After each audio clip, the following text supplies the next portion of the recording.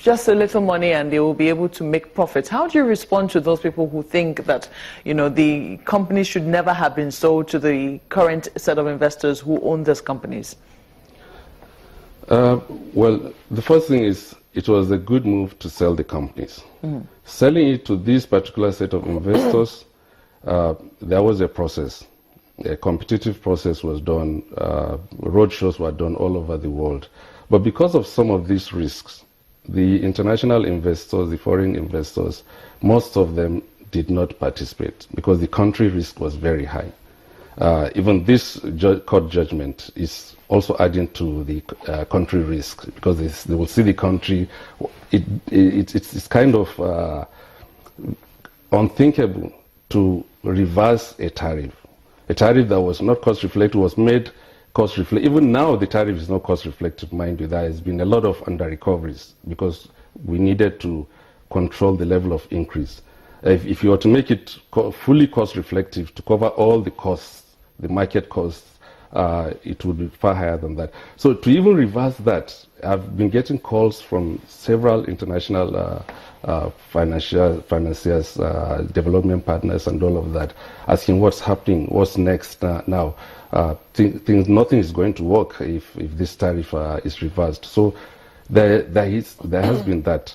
Now, with all of that, from the side of the investors, in this kind of uncertainty, if the tariff is not right, no investment will be made. Even Nigerian banks. Mr. Shettima, if I could jump in for a bit. Projects. So if the investors are not, do not have the capacity, the bankers, the financiers would not have financed it. Remember, they paid billions of naira, over 300 billion naira to acquire these assets.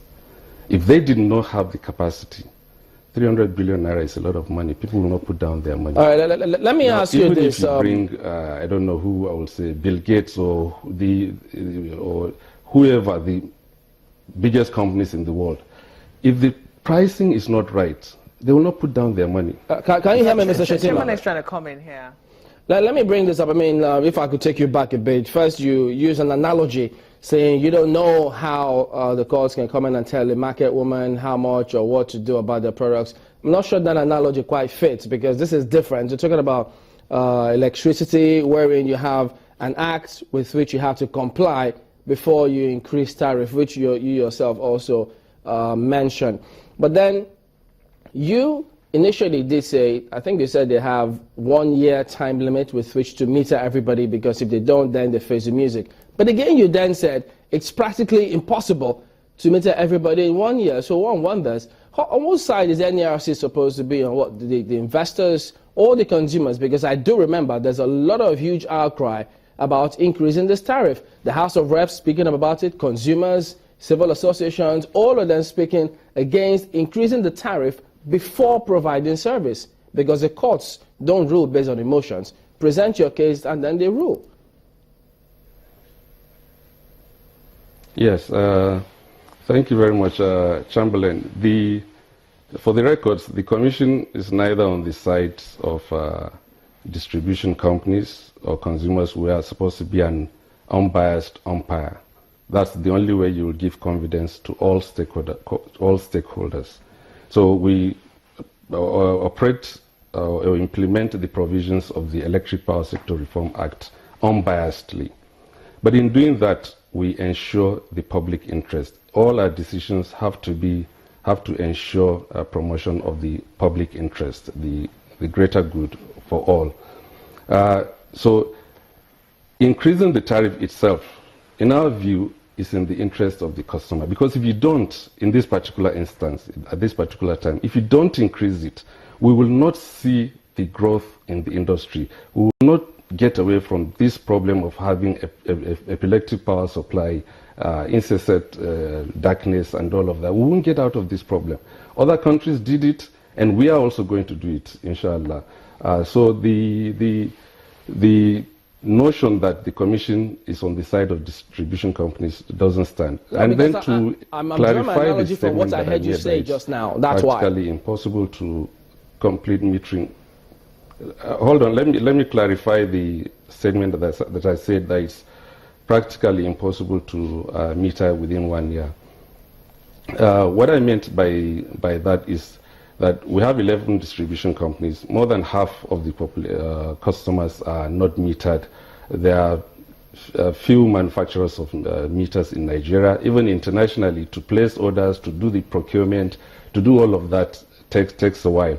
But we expect an efficient distribution company to have substantially covered the gap. And what remains to be covered, we will come up with a scheme that will be fair to the customers and the distribution companies. For instance, to cap, let's give an example. A 2-bedroom flat cannot consume more than, on average, let's say 3,000 or 5,000 naira, or whatever the studies will determine. And the distribution company cannot charge more than that. And everybody knows that price. So that was what I mean. At the end of the year, any gap that remains to be filled should be little, and that is what will apply. But why is that study not happening now? Because some people believe that it is too lucrative for the discos, this estimated billing is too lucrative for them, and that's one of the reasons why they seem to be dragging their feet about, metering. It's a complex in the sector. When this issue of estimated billing, crazy billing, and all of that was happening over several years, and it's one of the reasons the companies were sold to the private people, to improve performance, upgrade the network, complete the metering, and all of that. So, and those targets, especially on the metering, is in the performance agreement. The DISCO has committed to providing, for instance, 500,000 meters over 5 years, let's say 100,000 per year, or whatever that is in the agreement. I agree with you. What I'm saying is, right now, a lot of consumers are still complaining about crazy billing. You have said that, the discos are saying 1 year is too short. We have 5 years as our initial agreement time. You're not giving us enough time. But as an incentive to ensure that, they take this matter very seriously. I asked you about whether or not you were monitoring. You said the committee was going to be set up. But, that is left to be seen. As a stopgap measure or something to ensure that discos are interested in actually metering their consumers, is NERC considering a study whereby if you actually live in a 2-bedroom flat or a 3-bedroom flat or whatever flat it is that you live in, there's actually some sort of cap that you cannot pay beyond, because people are still complaining and complaining bitterly. Take a break now. The Commission will come up with that. But, you have to give the distribution... We have to go to break, gentlemen. We'll be back in just a moment to join us again.